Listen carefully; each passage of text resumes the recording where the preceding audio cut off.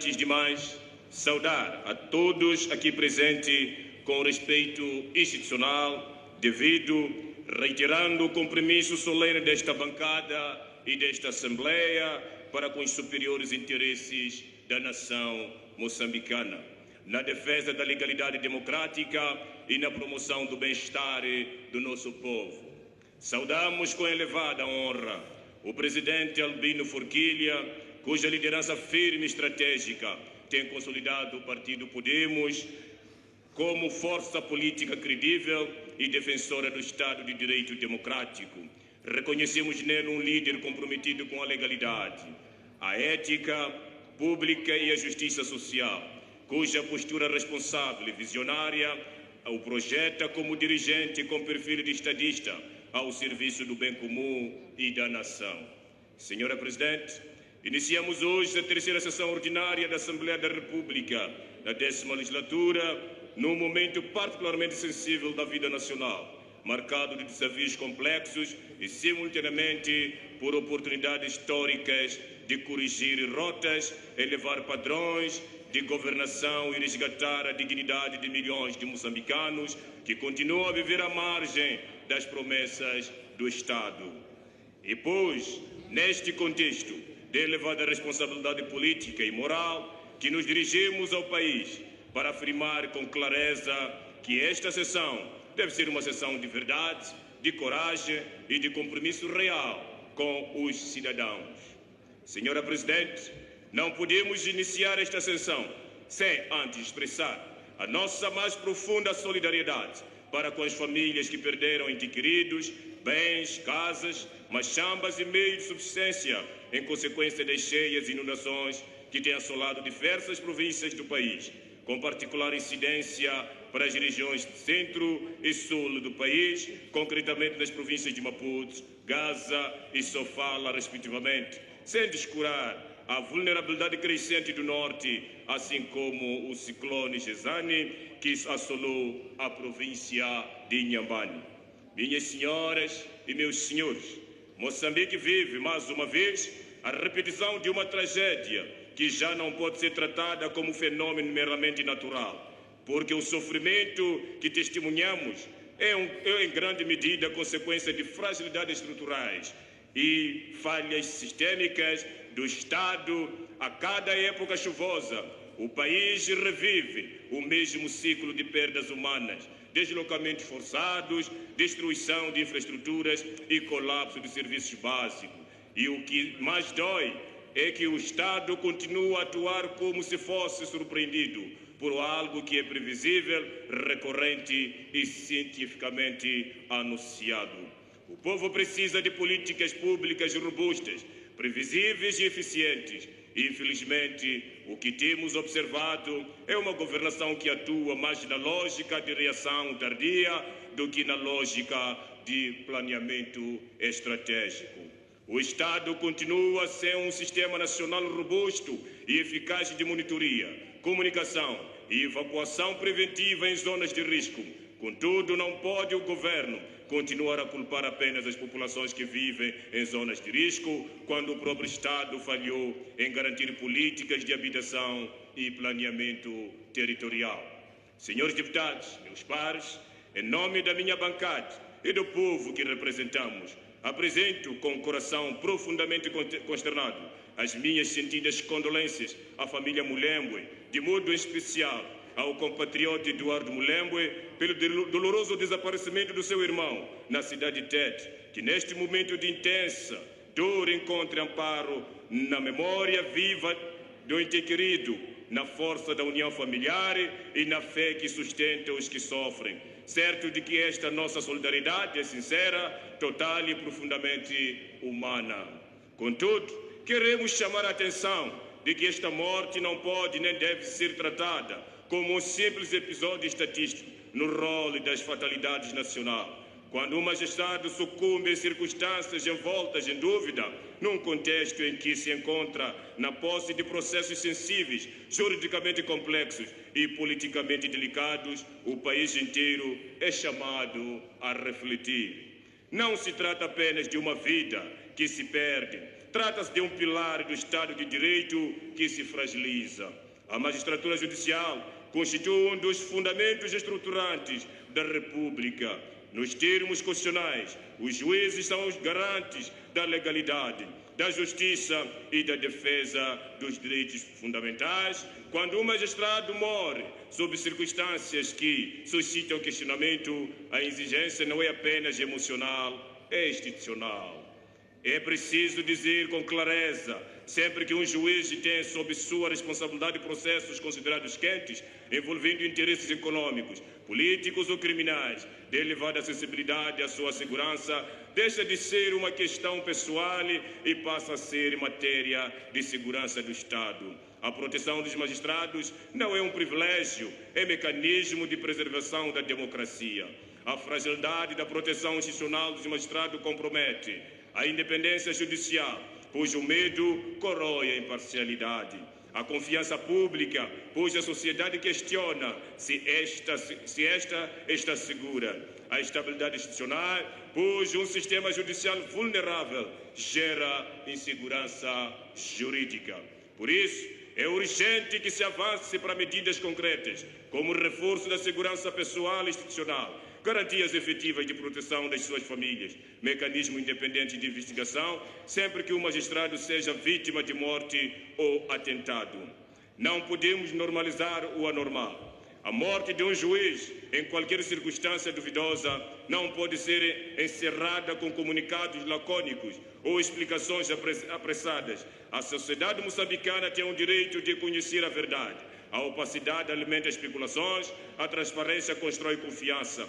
Valorizemos os magistrados, não apenas com discursos protocolares, mas com políticas públicas concretas, orçamento adequado, proteção real e respeito institucional.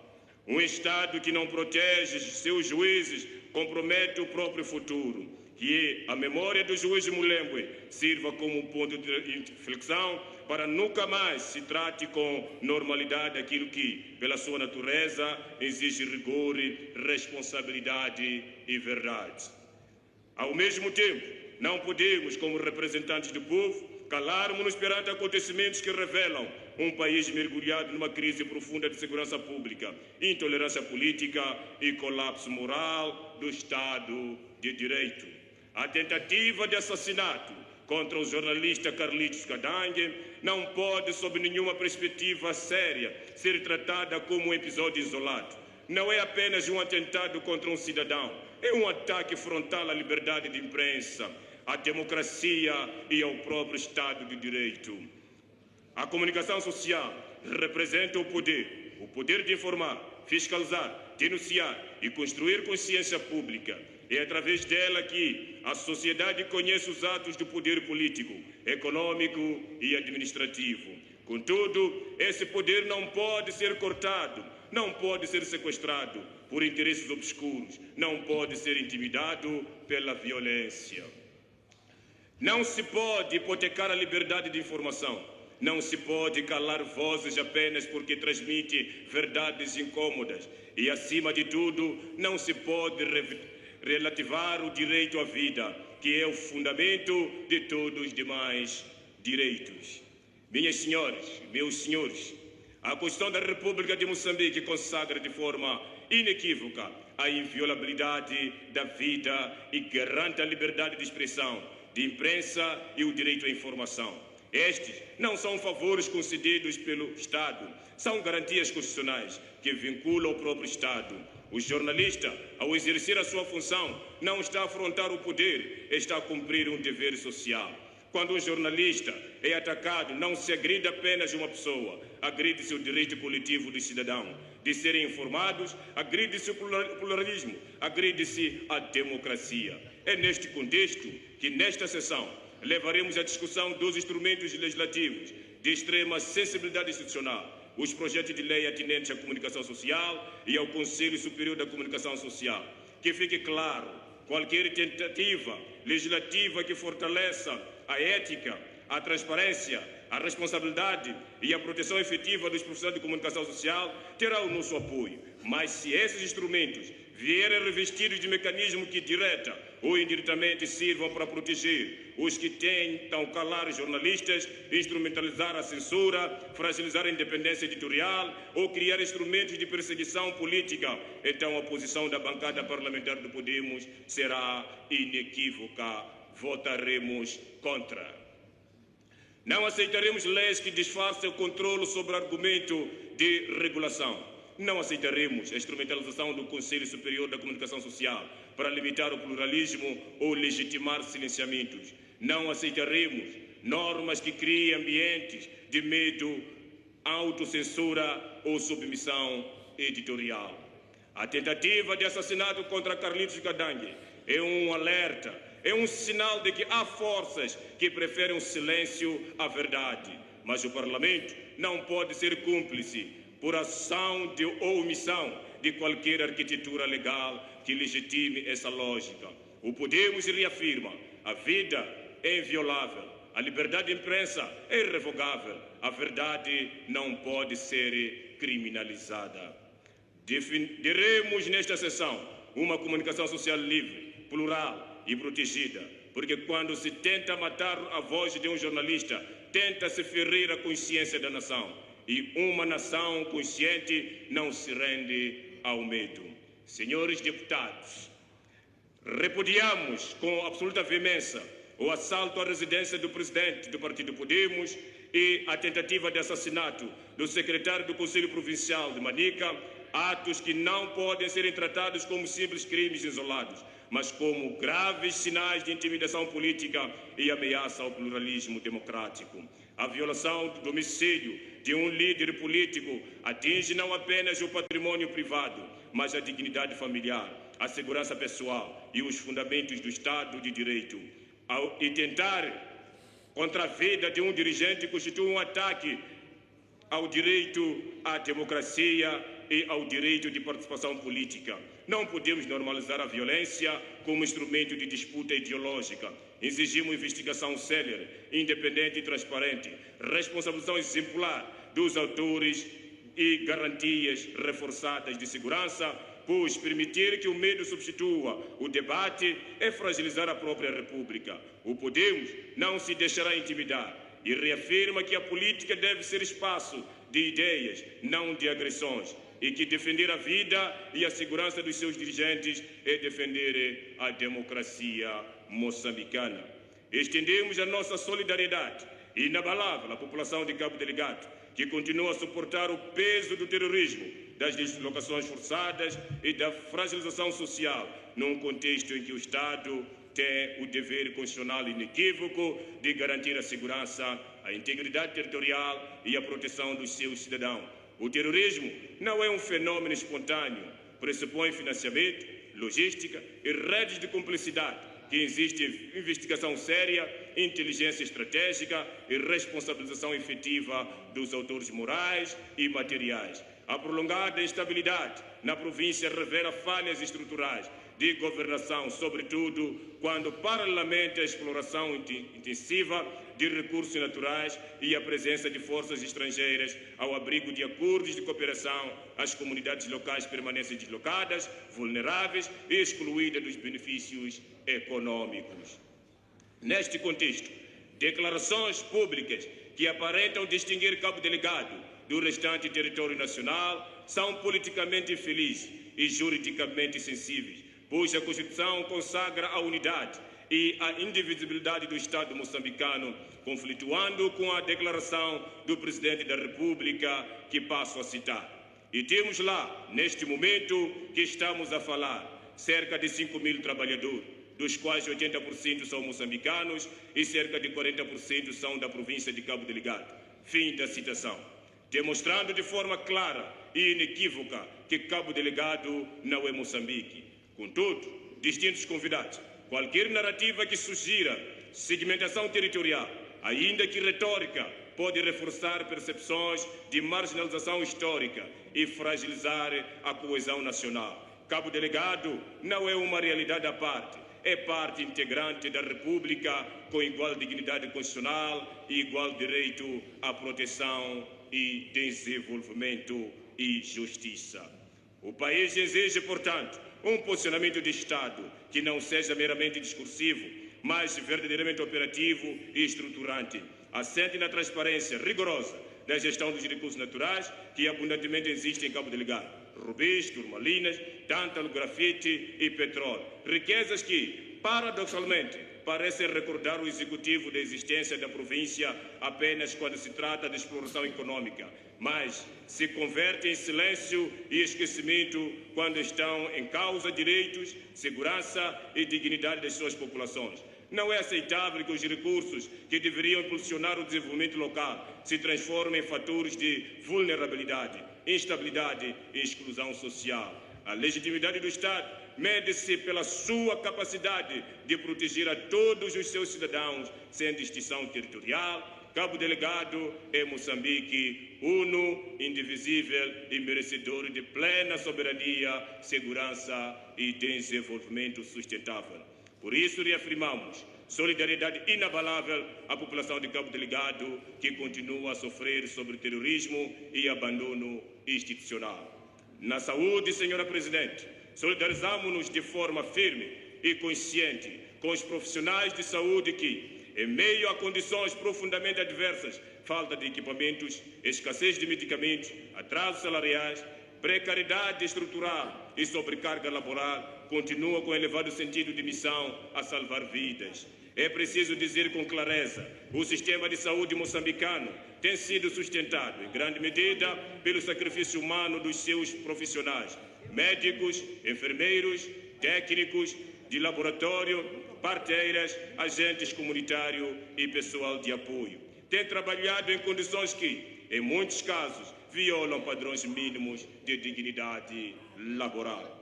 Mesmo diante de cenários de greve registrados em algumas unidades sanitárias, importa compreender que tais manifestações não nascem do capricho, mas da legítima reivindicação de melhores condições de trabalho. Greve é um direito constitucional, é um instrumento de pressão legítimo quando o diálogo institucional falha ou se revela insuficiente. Os profissionais de saúde não reivindicam privilégio, reivindicam o básico: remuneração justa e atempada, enquadramento nas carreiras, pagamento de horas extraordinárias, subsídio de risco, condições materiais adequadas, fornecimento regular de medicamento e equipamentos, segurança nas unidades sanitárias e respeito pela dignidade profissional. É preciso ter coragem para reconhecer que muitos dos nossos hospitais funcionam no limite. Falta material cirúrgico, faltam reagentes laboratoriais, faltam ambulâncias, faltam camas hospitalares, faltam condições mínimas de biossegurança. Enquanto isso, o cidadão comum, aquele que não tem condições de buscar tratamento no estrangeiro, depende exclusivamente do sistema público. É esse cidadão pacato, trabalhador, contribuinte, que sofre quando o sistema colapsa, e é por ele que os profissionais de saúde lutam. Não há apenas por si mesmo, mas pela melhoria estrutural desse serviço de saúde essencial.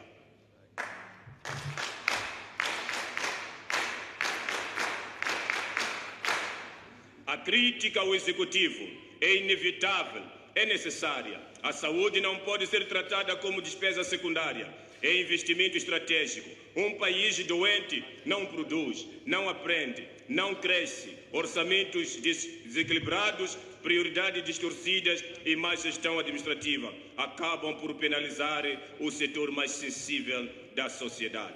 Não basta anunciar programas e planos quinquenais, é preciso execução efetiva, transparência na gestão dos recursos, auditorias regulares, combate à corrupção na aquisição de medicamentos e equipamentos, valorização real dos quadros nacionais e implementação de políticas sustentáveis de retenção de profissionais.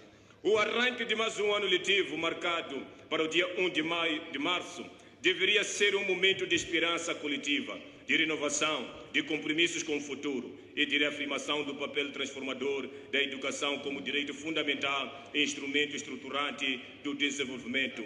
A educação não é mera política setorial, é fundamento constitucional, alicerce da mobilidade social, motor da produtividade econômica e pilar da coesão nacional. País algum se desenvolve de forma sustentável quando o seu sistema educativo vive de improviso, descontinuidade e ausência de planeamento estratégico. Infelizmente, o que se observa em Moçambique é um setor marcado por decisões avulsas, reformas mal calibradas e ausência de políticas públicas baseadas em evidências científicas e planeamento plurianual consistente. A introdução precipitada do sistema de 3 turnos, após o fracasso da eliminação do curso noturno, sob o argumento de implementação do ensino secundário à distância e online, revela uma preocupante falta de coerência programática. A educação exige estabilidade normativa, investimento estrutural em infraestruturas, formação contínua de professores, planificação demográfica escolar e avaliação de impacto. Não pode ser laboratório de experiências improvisadas. Mais grave ainda é a realidade das taxas de matrícula na 10ª, 11ª e 12ª classes, que em Cabo Delgado atinge valores entre 1.200 a 1.600 meticais, num contexto profundamente desigual. Excelência, numa província como Cabo Delgado, assolada pelo terrorismo, com milhares de famílias deslocadas internas, rendimentos destruídos e condições mínimas de sobrevivência comprometidas, tais como assumem contornos socialmente injustos e judicialmente questionáveis. A Constituição da República consagra o direito à educação e impõe ao Estado a obrigação de promover progressivamente a gratuidade dos encargos, a gratuidade do ensino, permitir que a população vulneráveis sejam oneradas com encargos desproporcionais, aproxima-se perigosamente de uma barreira econômica ao acesso à escola ou mesmo ao terrorismo escolar. Num território marcado por deslocações forçadas, trauma coletiva e fragilidade socioeconômica, a escola deveria ser um espaço de reconstrução, inclusão e proteção, não de exclusão financeira. Quando o Estado falha em assegurar acesso equitativo à educação, arrisca-se a perpetuar ciclos de marginalização, desemprego juvenil e instabilidade social. A literatura científica é clara. Contextos de conflito exige reforço e enfraquecimento dos sistemas educativos como estratégia de prevenção, de radicalização e reconstrução comunitária. Por isso, diante do cenário de instabilidade estrutural, desigualdade de acesso e sucessivos fracassos de implementação, impõe-se uma reflexão profunda sobre a responsabilidade política pela educação do setor, desorganização e ineficiência. A responsabilidade institucional deve ser ainda com coragem e sentido de Estado.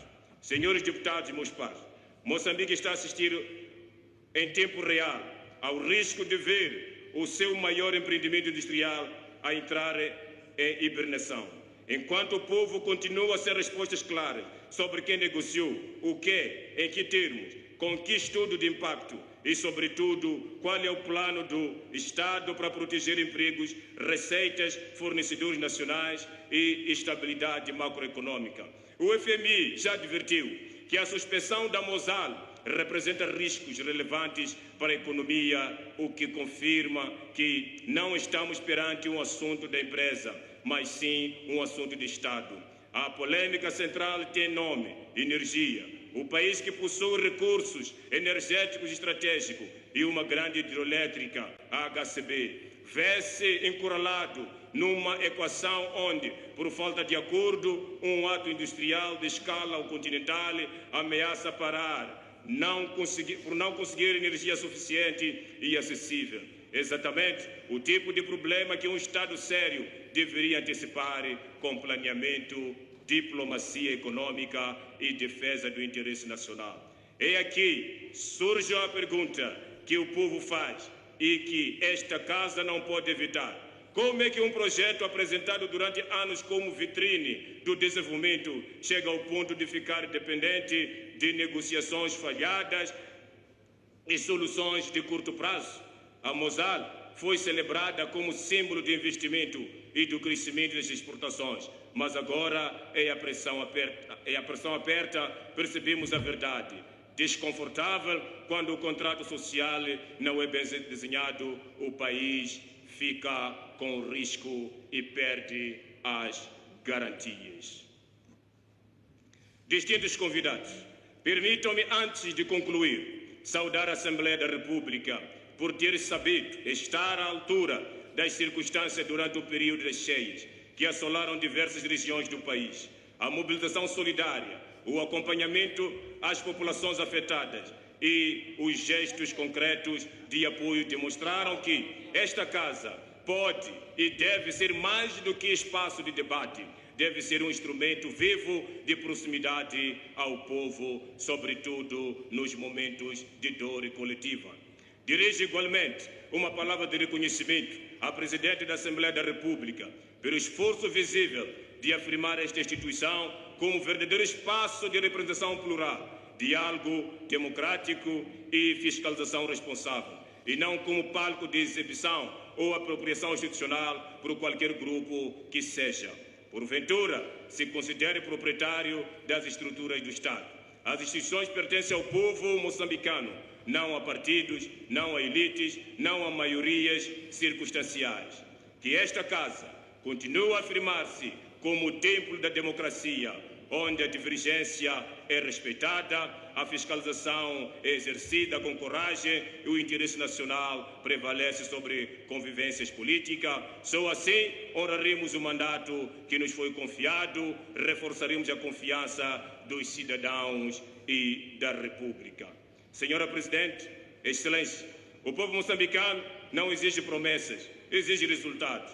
Não fomos eleitos para justificar falhas, mas para corrigi-las com coragem, transparência e sentido de Estado. A democracia mede-se pela capacidade de ouvir, agir e colocar interesse nacional acima de conveniências políticas. Que este Parlamento seja a voz firme da responsabilidade histórica e da justiça social. Porque quem ama o povo faz a vontade do povo. E pela atenção dispensada, o meu muito obrigado e o Senhor abençoe Moçambique.